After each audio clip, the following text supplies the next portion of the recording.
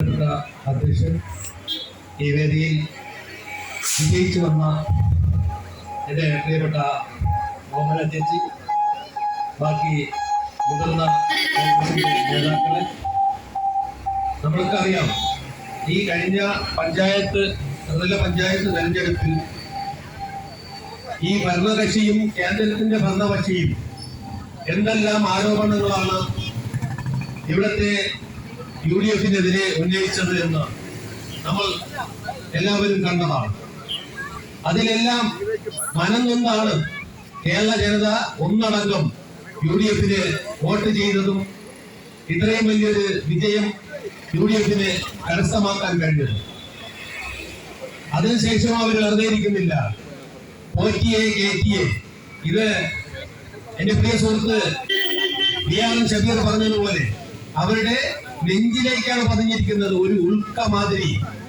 പോറ്റിയെ കേറ്റിയെ സ്വർണ്ണപ്പാളി അടിച്ചു മാറ്റിയത് എല്ലാം സഹാക്കളാണ്. ഇതെല്ലാം ജനങ്ങൾ കാണാനാണ്.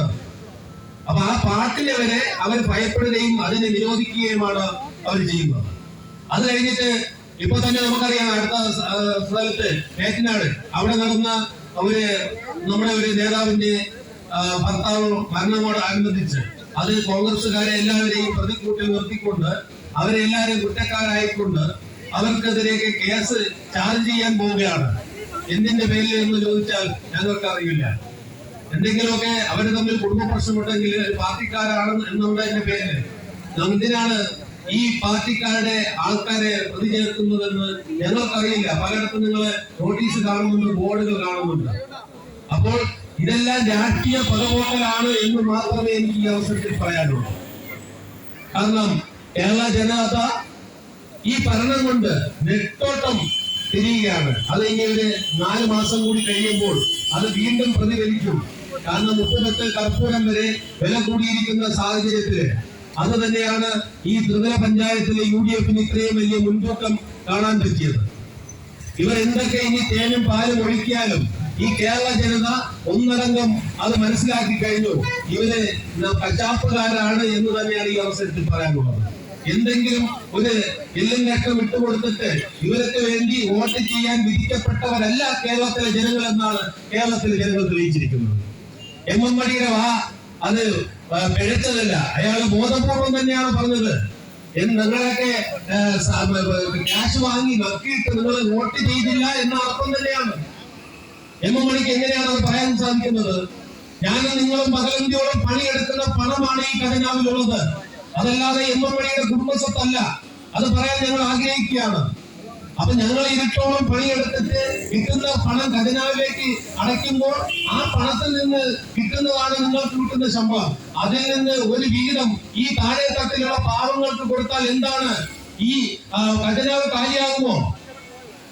7 കോടിയോളം അടുത്ത് കടം നിൽക്കുന്ന ഒരു സംസ്ഥാനത്താണ് ഞാൻ നിന്ന് സംസാരിക്കുന്നത്. ഇനി 7.5 കോടിയോളം കടമുള്ള ഒരു സംസ്ഥാനമാണ്.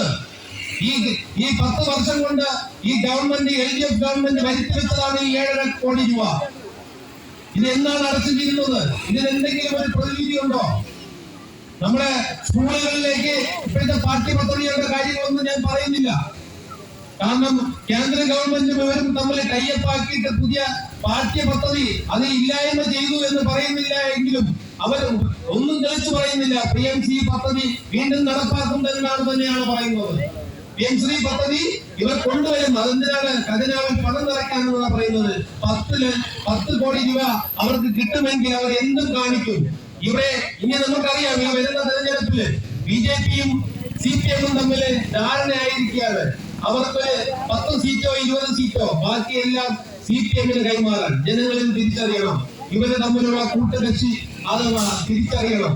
അടുത്ത തെരഞ്ഞെടുപ്പിന് ഇത് നമ്മുടെ വിജയമായി നമ്മൾ കാണുന്നില്ല. നമ്മൾ വെറുതെ ഇരിക്കുന്നില്ല. നമ്മൾ ജനങ്ങളുടെ ഇടയിൽ ഇറങ്ങി പ്രവർത്തിക്കണം. ഇവിടെ കൂടിയിരിക്കുന്ന എല്ലാ കോൺഗ്രസ് പ്രവർത്തകർക്കും UDF-ന്റെ പ്രവർത്തകർക്കും വിജയിച്ചു വന്നവർക്ക് എല്ലാവർക്കും UDF-ന്റെ 1000 ആശംസകൾ നേർന്നുകൊണ്ട് അവർക്ക് നല്ലൊരു 5 വർഷം നല്ലൊരു ഭരണം കാഴ്ചവെക്കാൻ കഴിയട്ടെ എന്ന ആശംസയോടെ എന്റെ എല്ലാവിധ ഭാവങ്ങളും നേർന്നുകൊണ്ട് ഞാൻ നിർത്തുന്നു. നന്ദി, നമസ്കാരം.